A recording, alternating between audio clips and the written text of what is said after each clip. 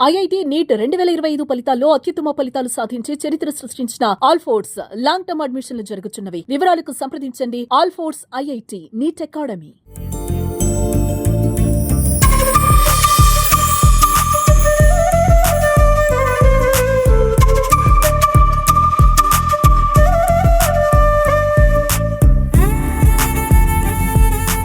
కేంద్ర మంత్రి బండి సంజయ్ గారి జన్మదినం సందర్భంగా ఈరోజు మనం వారి కుటుంబ సభ్యులతో మాట్లాడుతున్నాం. ఇందాక బండి సంజయ్ గారి అమ్మ, అదేవిధంగా పెద్దన్నయ్య మాట్లాడింది. ఇప్పుడు చిన్నన్నయ్య, అదేవిధంగా వదిన ఇద్దరు ఉన్నారు. అసలు వారితో మాట్లాడదాం. అంటే సంజయ్ గారితో చిన్నప్పటి నుంచి వాళ్ళ అనుబంధం ఎట్లా ఉందని చెప్పేసి ఒకసారి మాట్లాడదాం. నమస్తే అన్న. నమస్తే మేడం. అన్న చెప్పండి, అంటే పర్సనల్ విషయం సంజయ్ అన్న గురించి బయట అందరూ తెలుసు, ఎందుకంటే రాజకీయంలో ఎట్లా వెళ్తాడు అని చెప్పేసి అందరూ తెలుసు. పర్సనల్ తెలియాలంటే మాత్రం మీకే తెలుస్తుంది. సో చిన్నప్పుడు ఎలా ఉండేవాడు బండి సంజయ్? ఫస్ట్ సంజయ్కి birthday wishes. Happy birthday Sanjay. అమ్మవారి ఆశీస్సులతో ధర్మరక్షణకై నేను నమ్ముకున్న ప్రజల అభివృద్ధికి కృషి చేయాలని కోరుకుంటూ, ఇలాంటి జన్మదినాలు మరీ ముందు ముందు ఇంకా చేసుకోవాలని కోరుకుంటూ వన్స్ అగైన్ హ్యాపీ బర్త్డే. ఇక సంజయ్ విషయానికి వస్తే ఏంటంటే చిన్నప్పటి నుంచి ధర్మరక్షణకు కానీ ఆర్ఎస్ఎస్ సంఘంలో కానీ ఎప్పుడు ముందు ఉండేవాడు. కాకపోతే ఏంటంటే కొంచెం మొండి.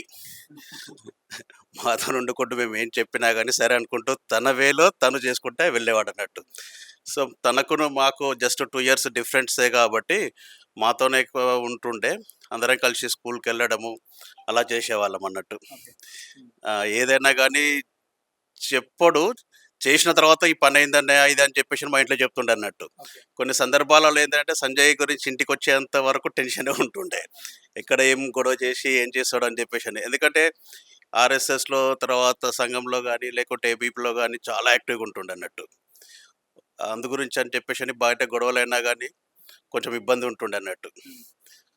అట్లా కొంచెం బాగా అదే అటాచ్మెంట్ ఎక్కువ అన్నట్టు. బండి సంజయ్ గారి చిన్న వదిన గారు ఉన్నారు. సో వారితో మాట్లాడతాం. మేడం నమస్కారం. మేడం, అంటే మేడం మీరు ఈ ఇంటికి వచ్చిన తర్వాత సంజయ్ అన్నదాలలో మీరు ఏం చూసారు? అంటే అప్పటికి ఇప్పటికి డిఫరెన్స్ మీరు ఏం గమనించారు? చాలా బిజీగా ఉండేవాడు. మున్సిపల్ కార్పొరేషన్ ఎలక్షన్స్ మా మ్యారేజ్ అయినాక 2 yearsకి అయినాయి. అప్పుడు ఫస్ట్ టైము గెలిచారు. కార్పొరేటర్ నుంచి చూస్తున్నట్టు నేను తనని. చాలా బిజీగా ఉంటాడు. అంటే బిజీ వచ్చిన తర్వాత ఫ్యామిలీతో ఎలా ఉండేవాడు? ఎలా పిలిచాడు?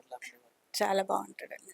సైలెంట్గా అందరినీ అబ్జర్వ్ చేస్తూ ఎవరు ఏంది అనేది తనకు చాలా బాగా తెలుసు. ఓకే. ఇప్పుడు కేంద్ర మంత్రి ఆయన వచ్చిన తర్వాత మీకు ఎలా అనిపించింది? హ్యాపీగా ఉంది. ఎక్స్పెక్ట్ చేసాం మేము, కష్టపడ్డాడు, రిజల్ట్ వచ్చిందని ఎక్స్పెక్ట్ చేసాము.